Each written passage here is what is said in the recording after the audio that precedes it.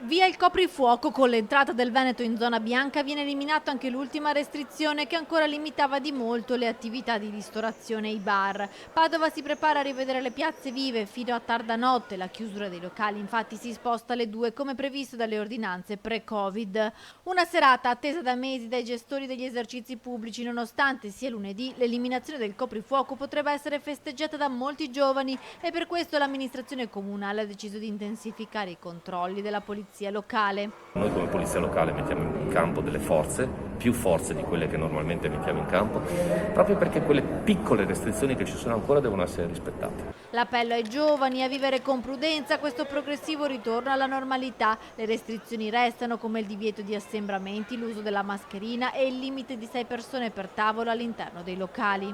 Noi come polizia locale mettiamo in campo delle forze, più forze di quelle che normalmente mettiamo in campo, proprio perché quelle piccole restrizioni che ci sono ancora devono essere rispettate. Ecco, per i ragazzi forse c'è un po' una sorta di liberi tutti, un appello anche a loro, insomma, per i post serata.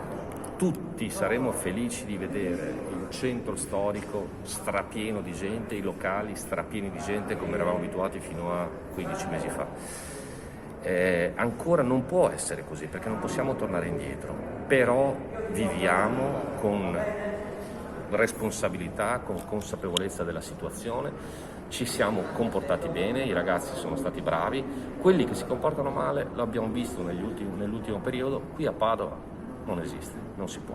La polizia locale controllerà non solo i comportamenti dei clienti, ma anche che i locali rispettino le regole. Nel fine settimana infatti è stato chiuso un bar in zona stazione. Sì, è vero, siamo nella fase in cui non c'è l'obbligo di tornare a casa alle 11, ma ci sono ancora delle restrizioni, bisogna evitare gli assembramenti, bisogna portare sempre la mascherina, ci sono delle attenzioni da portare nei locali pubblici, però proprio parto dai locali pubblici, loro sono molto bravi. C'è stata una chiusura in questo fine settimana di un locale che era palesemente fuori regola. Ecco, noi interveniamo lì perché dobbiamo tutelare anche gli altri esercenti, i pubblici esercizi che si comportano bene.